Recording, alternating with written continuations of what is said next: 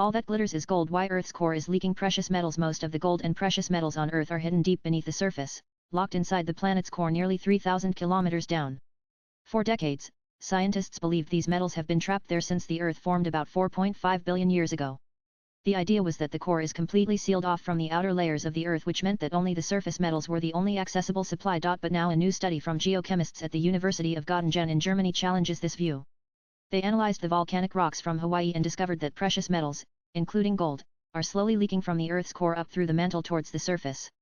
Their research was recently published in the journal Nature. And the key to this discovery lies in ruthenium, a rare metal that is much more concentrated in the Earth's core than in the mantle above it.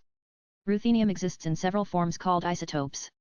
Isotopes are atoms of the same element that have the same number of protons but different numbers of neutrons, which make them slightly different from each other. Until now, the differences between ruthenium isotopes from the core and mantle were too tiny to detect clearly.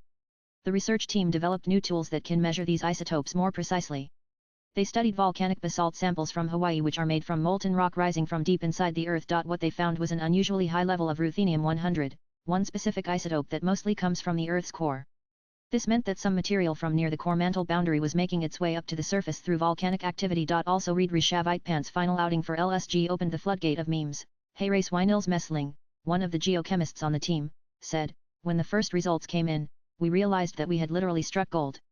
Their analysis showed for the first time that precious metals like gold and ruthenium are leaking from the core. These metals are carried by the superheated rock that rises slowly and reaches the surface through volcanic eruptions. When the first results came in, we realized that we had literally struck gold. Messling said. This discovery also shows that other metals, not just ruthenium and gold, might be leaking out from the Earth's core. These include precious elements like palladium, rhodium, and platinum. Our data confirms that material from the core, including gold and other precious metals, is leaking into the mantle above, Messling said. And for a long time, scientists believed that the Earth's core was completely cut off from the layers above it. They thought the precious metals in the core were trapped deep below and couldn't make their way up to the surface. When the planet first formed about 4.5 billion years ago, most of these precious metals sank into the metallic core, more than 3,000 kilometers beneath the surface. Over 99.99% of Earth's gold and other rare metals are still believed to be down there. Scientists did know that ruthenium exists in both the core and the mantle, but the difference between their forms called isotopes was so tiny that older tools couldn't tell them apart. Due to that, there was no clear proof that anything from the core was leaking out. Precious metals such as ruthenium are highly concentrated in the metallic core but extremely depleted in the silicate mantle, the researchers wrote in their study. And the new study flips the old picture completely. It shows that the Earth's core isn't sealed off but leaks precious metals slowly into the mantle. Swipe left for next video. Our findings not only show that the Earth's core is not as isolated as previously assumed.